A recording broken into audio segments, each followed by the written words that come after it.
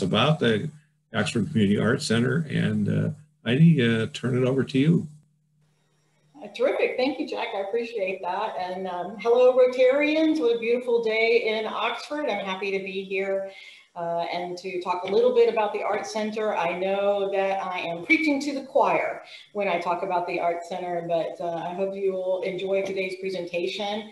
I will say that I had a dress rehearsal, since I'm a theater person. I had dress rehearsal yesterday with the Kiwanis Club. So you guys get the benefit of me having already done this one time.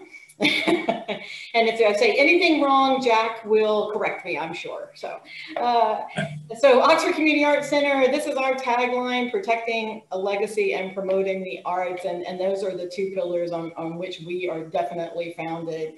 I'm sure you know who we are, but I'd like to kind of just remind you what we are. And primarily, we are a cultural asset for the city of Oxford. And that's an important point to make as a cultural asset. There was a study done for the state of Ohio by Ohio Citizens for the Arts in 2019.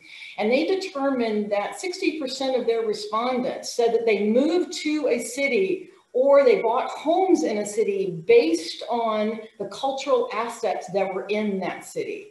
So in that sense, the Oxford Community Arts Center is an important part of our community and to the growth of our community. We do support the arts, everything from the fine arts, sculpture, writing, theater, film, dance. As we said, we are promoting the arts, and protecting the legacy comes from our home, 172-year-old Oxford Female Institute, and we are listed on the National Register of Historic Places. And the other thing that I'm going to be promoting as I move forward in my tenure as executive director is that the OCAC is an imagination destination.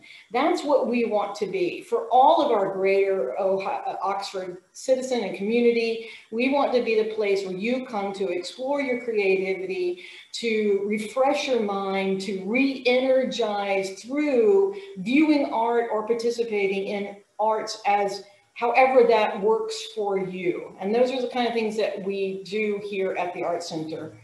This is our mission, and I very particularly used a Venn diagram for our mission, because the first thing in our mission is that we will enrich lives. Now, how are we going to do that? We're going to build community through our artists. We're going to connect with artists, not only the artists that we have to present or show their works in our art gallery, be live performing artists, but we're going to connect with the artists within you. And that's where that connection comes into. And we are going to ensure the future of Oxford through all of those community connections while preserving the history of what we do here in this beautiful building. So if it was a true Venn, all of those circles would be one big blob and it would be black because all the colors would be there. But you can see how this mission really overlaps in everything that we do. It has to be part of our thought process.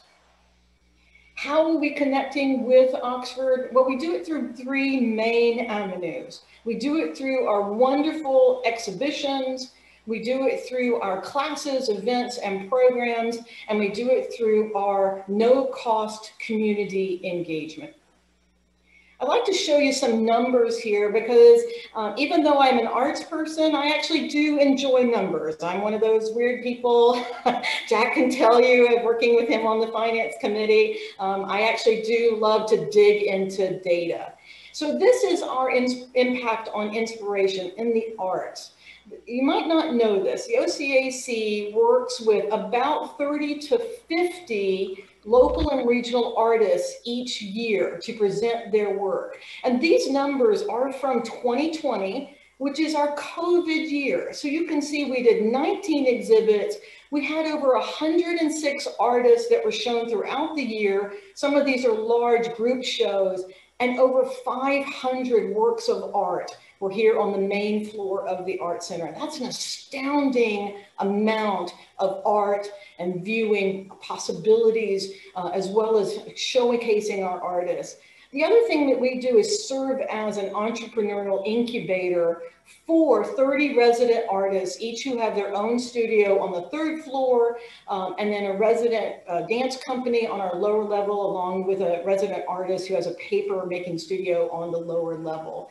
And that allows us to make sure that we're working with our artists, that they can run their shop, they can work on their art, they can sell, they have a place to be in Oxford, so that they can really concentrate on their art. And finally, we have a partnership with the Art Shop through the Art Shop Collective. And that is the small shop that basically is on the 1st floor where you can purchase items, and we help them and help facilitate that entrepreneurial collective. So here's some pictures. I always like to, I've got to remember to move forward in my PowerPoint here so you can see pictures while I'm talking. But this is the Art Shop, one of our artists that we showed in 2019. Some casual, passive use of the building as someone's walking through our gallery. Alan Poteet teaching a guitar lesson to a young student, as well as some 3rd floor artists. And if you ever want to just come and walk through the 3rd floor, it's a wonderful place to just, it's almost like a gallery in its own right. It really is a great place to be. Secondly, we talk about our impact on imagination, and that's through the things that we offer: classes, workshops, camps, live performances, in every aspect of the arts, including painting, photography, writing, theater, dance, all of those things. The OCAC presents or co-presents, because we do that through Miami Performing Arts, is one of our partners, 20 performances in a non-COVID year, but 20 performances each season through our Second Friday celebrations, the family performance series, and the concert series called Ten Soko. And we intend to expand those performances once we start using the outdoor pavilion for a small series of summer concerts. So again, these numbers of the services and people that we touched were in the last full preventing year. But so you can see we actually have about 13,000 residents and participants in all of our programming over the year. And that's a really amazing number, which I intend to see grow. Again, these are some pictures, and these are kids enjoying an art camp. This is a Jingzhou opera that came from China to perform as our family performance series. Howard Krause's studio, he still teaches watercolor even through the COVID. We are socially distant and safe for in-person watercolor classes. We did online classes through COVID. So this is Laura Traveling-Nair, who is doing the ukulele classes that are up on our YouTube channel. The 3 gentlemen here, Doug Hamilton and Alan, were part of our Second Friday virtual concerts. And even through COVID, we still had Second Friday concerts. We just took them virtual. So we live stream on Second Friday, and then they are posted on our YouTube channel for everyone to enjoy. And then our gardeneering camp, which we plan to bring back this summer. Again, socially distant and safe with the kids, probably no more than 10 attendants. And then finally, our impact on our community. What is our community engagement through our no-cost, low-cost offerings? Well, we try to bring that neighborhood together through things like Howl at the Moon, which is the annual Halloween celebration.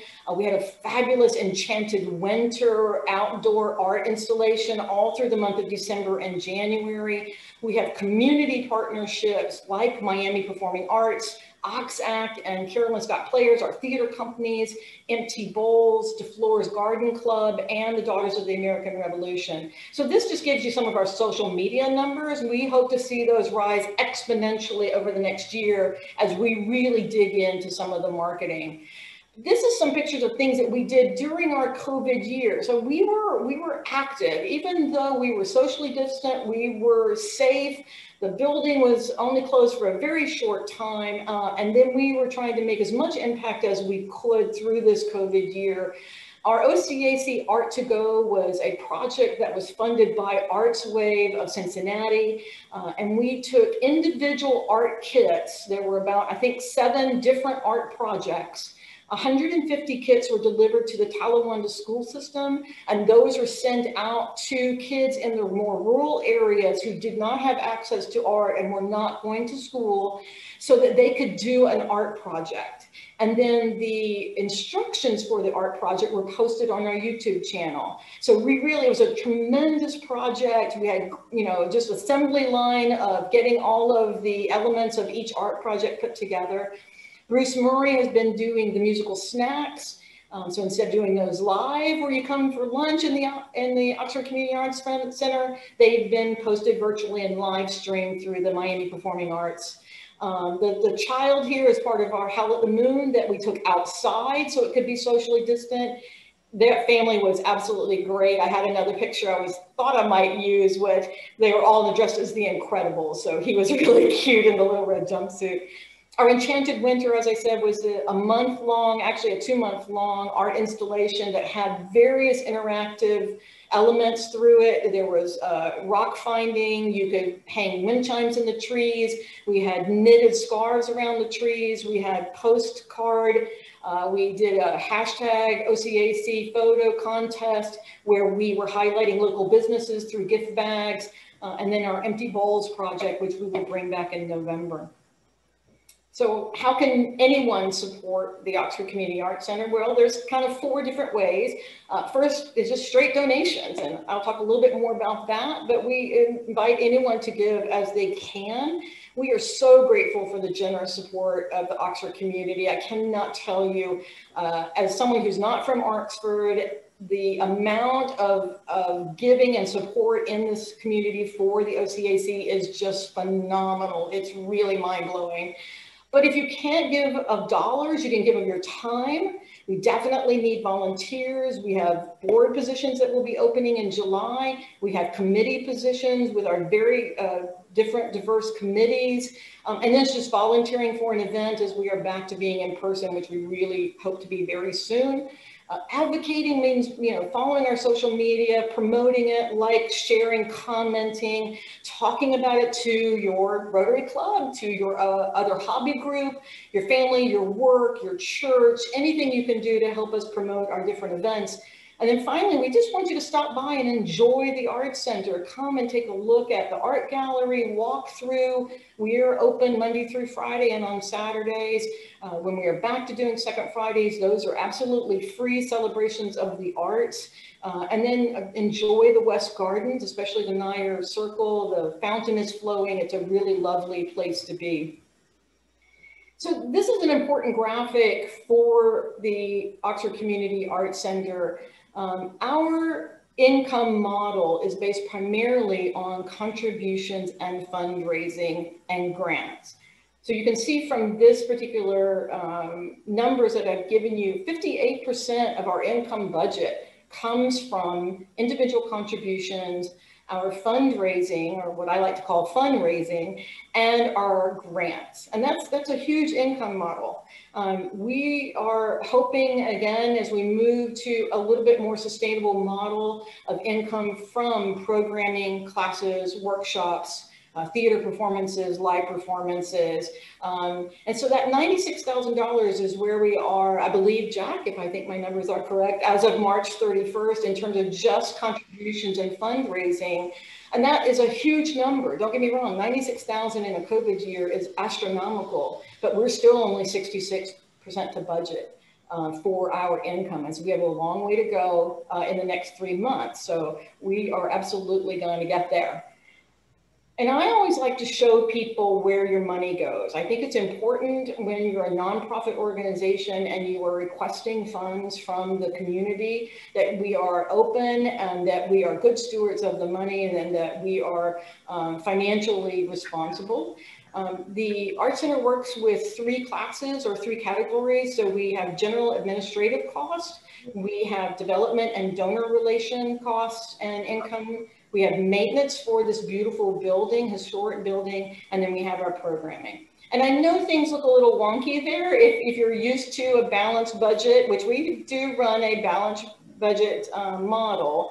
But you can see that development is a huge income budget for development, and the development expense is based on one of our staff members, as well as, you know, our annual report and some other marketing and pieces and brochures and that we send out in order to cultivate our donors. Whereas the other side of the coin would be that maintenance budget. It is mostly expense because we have the upkeep of the building with very little income, and most of that, or if not 100% of that, is really in kind, where someone has gifted us the service that helps us keep our costs low. So I like to say this is a great graphic, or a great quote, I should say. Nobody cares if you don't dance well, just get up and dance, because great dancers are great because of their passion. I am absolutely passionate about the arts. I am passionate about this Arts Center. I'm just amazed at the work, and I've only been with the Arts Center now for 4 months, and I'm amazed at the work that we do. We have a very strong volunteer force in our board members and our committee members. And I think that's really important when you are working with an arts center. And we have the capacity to be such a driver of economics in the Oxford area. Again, another report by Ohio Citizens for the Arts reported that 6.1 billion, that's billion with a B, dollars, was raised by creative economy in the greater Cincinnati area, just the greater Cincinnati area alone. And I know we're not technically a part of the greater Cincinnati area, but that gives you some idea of what arts can drive through a community. Because when people come out to do the arts, they come out to view our art gallery, they come to enjoy our live performances, they come to take a class, they come to bring their children to a class. Those people have to eat, those people have to get gas in their car, those people might stop by a local shop on their way in or way out. They may stop for groceries on their way in or way out. So those are the ways that arts drive economy, as well as the people that we employ. So I encourage you to get social with us. These are our social media. And right now we are fundraising through our annual gala. This is our 2021 annual gala. It is our main fundraising event for the year, and it will happen on April 24th. It's going to be completely virtual this year, which is kind of new, I guess, for everyone, different as we all are enjoying these kinds of events. The ticket is $45, and what that gets you is exclusive access to a 2-hour pre-recorded program that includes music by Tom Garcia and Andrea Rodella, music by Bruce Murray. There's a fabulous wine tasting segment that features Jack Keegan, who is Oxford's own wine connoisseur, as well as Bob Turner from Ohio Valley Wine. We have interviews with the artists who are currently exhibiting for the Arts and Nature Together Again exhibit. And then there's going to be some fun highlights of different auction items. Now that's a $45 ticket, and that again supports the Art Center as well as gets you that exclusive access. But if you don't want to pay the $45, if you just want to bid on some of our auction items, you can register, and I'm going to throw that up in the chat. You can register at our GiveSmart link, and bidding will open on April 17th. That's Saturday. You have a whole week to bid, view the items. The items are also available for viewing in person here at the Art Center. We have everything staged in the Brandt Ballroom. Hours are Monday, Wednesday, Fridays from 10 to 2, Tuesday, Thursdays from 5 to 7, and 10 to 1 on Saturday. There will be someone here from the Gala committee to help you answer questions, but you can view in person all the different items, and I think there's over 150 silent auction items, and some of them are just beautiful artwork. There are entertainment packages, there's experiential packages, there's a huge grill that if you're an outdoor barbecue lover, you're gonna love this grill. And of course there's artwork, there's tons of paintings, original art, Great gift opportunity. Let me say, Mother's Day is coming up. So there's jewelry. So you can, again, I'll put that link in the chat. And all of this, again, goes to support what we do here at the Oxford Community Arts Center. So with that, I'm going to open the floor for questions.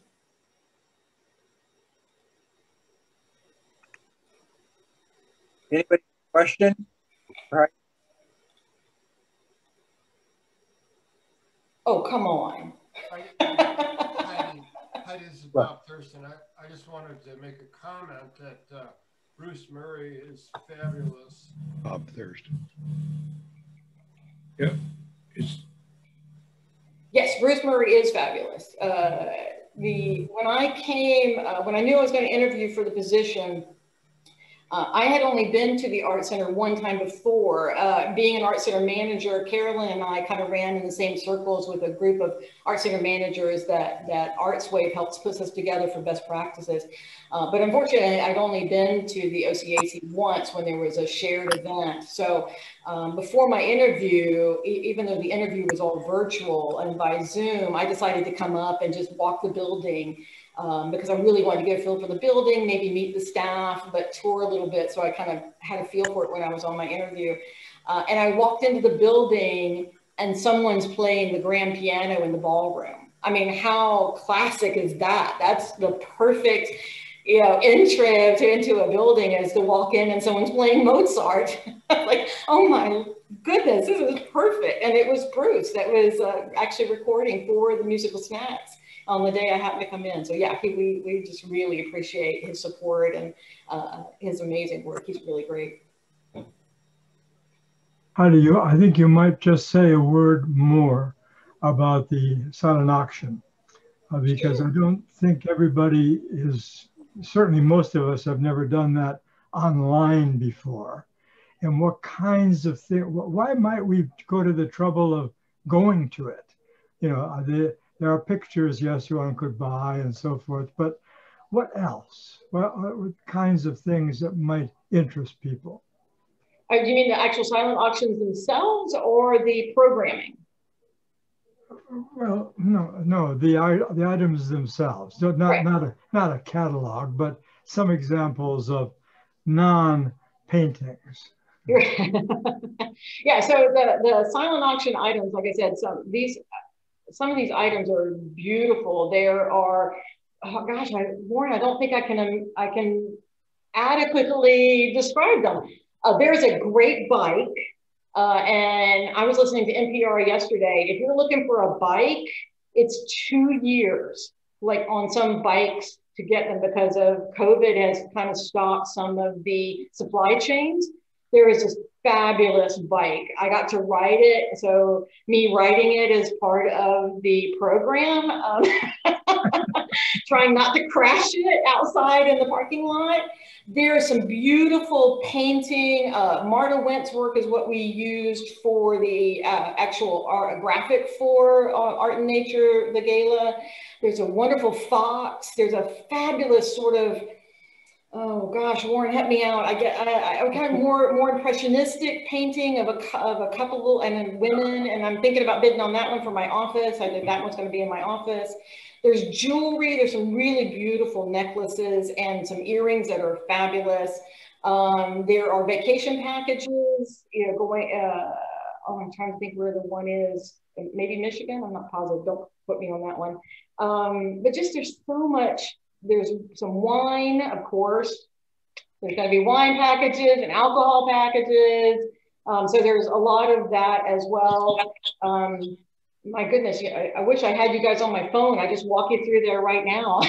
I'll switch over to my phone and I'll walk you through. But there's over 150 items, and that's the important thing. I think if you're looking for a gift, if you're looking for a vacation getaway, there are gift certificates, of course, to different restaurants here in Oxford. There's a sort of more typical silent auction things like auto gift certificates and that sort of thing. That grill, like I said, that is a huge grill.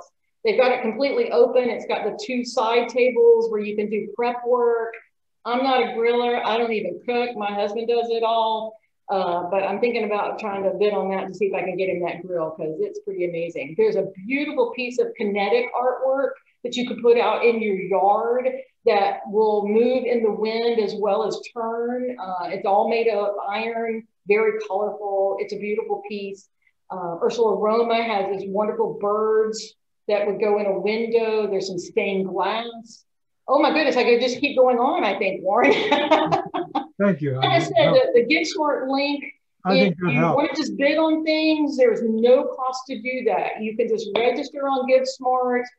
You do have to put in an email and a credit card. And then on the night of the auction, like you can start bidding next week, or excuse me, this week, Saturday. On the night of the auction, you'll get notifications on your phone, your iPad, whatever you're using, to let you know if you're being outbid, so that you can keep up with your favorite item. They'll let you know, like, hey, you got outbid. You can put in bid amounts. So like my budget says I can pay $150 for this item. So once the bidding reaches that, I'm out. And then they'll let you know, like, hey, someone bid 160. Are you sure you don't want more? And then you can make your decision. So everything is done on your smart device. But we really hope that you'll pay the $45 for the ticket to see the programming, because I think that programming is going to be a real treat. Like I said, a 20-minute segment with Tom Garcia and Andrea Vidala, and then a 20-minute segment with Bruce Murray, and then a beautiful 20-minute segment. I don't know if you can see, there's wine. This is wine. Hey, these are the 3 wines that Jack Keaton is going to talk about. Well, he involved. I'm sure that I'll be bidding on that wine. We don't have a grill yet for our. I don't know how they ended up in my office. Not sure, but they're going to do the great segment of them just talking about each of these wines. On our website, we list where you can purchase them locally so that you can just taste right along with Jack and Bob while they're going through the wines. And it's such a fun segment. They are so personable while they're talking. And then, like I said, we highlight a couple of the auction items. We talk as if it's Saturday night when actually we filmed it about 3 weeks ago. So that's fun. Anything you can do to support the Arts Center, we are happy. And all the money really goes to that, to meeting those expenses of the center. And as Heidi mentioned, I am the finance chair, and we do everything we can to. And of course, that you all know, I think that the community support, as Heidi illustrated and mentioned, is really so great. And the Art Center really is for the community.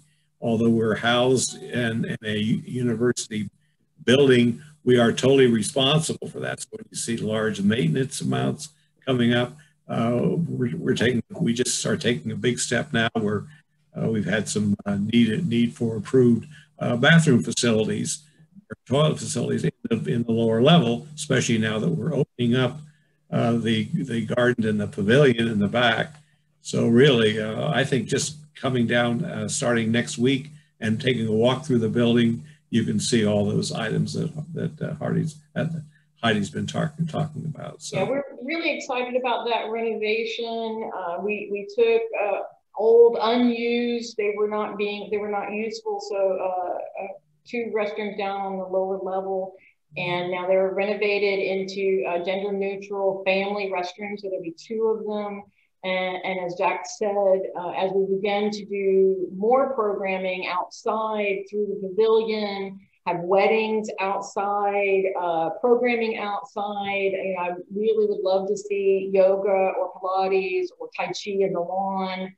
We have, our gardening camp for the kids. They won't have to come all the way up to the first floor. They can now use those restrooms on the main floor. So that lower level entrance is going to be much more needed space as well as useful space. So I'm really excited about that. So that did kind of, if you saw those budget numbers, that did kind of impact those numbers. So I will say that we are over our budget this year, income-wise, for the entire budget, but the Art Center was very, very successful in getting both CARES money from both the city of Oxford as well as the state through the Ohio Arts Council. We got a $22,000 grant from Arts Wave as part of their Arts Relief Fund. The Oxford Community Arts Center is a Sustaining Impact grantee from the Ohio Arts Council and has been for many years. And we are also a Sustaining Impact grantee from Arts Wave. So they recognize the value of the Arts Center within Oxford and all the things that we do for the city and the greater Oxford community. So I think those are important points to make, that we kind of have that. There's a certain clout to getting an OAC grant and saying that we are a grantor from the state, as well as Arts Wave. Arts Wave does a great job. Heidi, we used to go to concerts, very good at concerts, in the ballroom, and I haven't heard of a concert there for a long time. Are you going to have, there were piano concerts mainly, are you going to introduce that again? Absolutely, absolutely. There's kind of three different areas that we work through: concert, live performances, theater. So the first one is the Second Friday Art Celebration, which is second Friday of every month except for January. In the past, we've not done in July, but we will be reintroducing a July concert because it will be an outdoor concert. And those are free. We do not charge anything for those concerts. They coincide with an opening reception for the current art gallery exhibit. The art shop is open and the third floor artists are in their studios so that you can go upstairs and see their artwork. So it's really a celebration of the arts for the entire building. Those will be coming back. I can't say yet, but I believe the city is going to allow us to have some limited audience based on the state guidelines within the upcoming months. So stay tuned for that announcement. We are very excited to be able to have even a small audience back again. So definitely those are coming back, and they will remain free events. Good. Yeah, I'm glad to hear that, but yeah. How do you announce it? I mean, we're waiting for the time when we could go to a concert, and I'm just wondering, how are you going to let it be known publicly that there will be a concert at a certain time? Are you waiting until you get the news from the governor or something to be able to give a concert? Well, we have been doing the concerts, like I said, we've been live streaming, so they haven't stopped. They've just been viewable from home through YouTube or live stream. So one, I have to touch base with my board. And then two, we have to make sure we've gotten everything sort of checked marked off from the city. And then when those two things happen, then we will be able to announce that we are going to have performances again. And we'll do that through social media as well as the normal or traditional media outlets, press releases and all of that. The announcements are important because there's no Oxford Press anymore, and we don't have anybody to rely on for information, for instance, about a concert there. And we'd love to get them, but I just hope if you have another concert, whatever you appointed, that we'll get news of it so that we can. We will put it out 3 ways from Sunday. I am all about marketing. So I would encourage you to follow the OCAC's Facebook page. If you're not already aware of your Facebook algorithms, you can go in and change so that you see whatever page you want more often in your feed. So you can actually change that in your settings for Facebook so that you see us more often. And then the more that you like, share, and comment on an OCAC post, the more you will see it in your feed. So you will see those announcements more often. But like I said, we will hit every social media. We're on Facebook, Instagram, Twitter, and LinkedIn. And then we will hit all the traditional media, Oxford Press, Cox Media. I doubt there will be paid advertising because the budget does not allow necessarily for extended paid advertising like radio or the Enquirer or that sort of thing. You could let us know through the Rotary Club. I mean, I'll tell Jack, and Yeah. Yeah, I'm not Bill. I'm not going to let you miss any of those concerts. So I'll take a special responsibility to make sure that you Great. To the club. But we'll count on you, Jack. Yes, please do. But We will also be bringing back the family performance series, which should be about 4 to 6 performances for the entire family, specifically for the youth. And that's a mix of music as well as theater, depending on the outlet there. And then we hope to do, like I said, either the 10 SoCo concerts, which will be a paid ticketed concert with some more regional, maybe even national acts. That's where I'd like to get to. Yeah. Good. One more question. Sure. You got 20 minutes. I didn't realize I did my 20 minutes and you did great. You're so interesting. So anybody else have one more question for Heidi?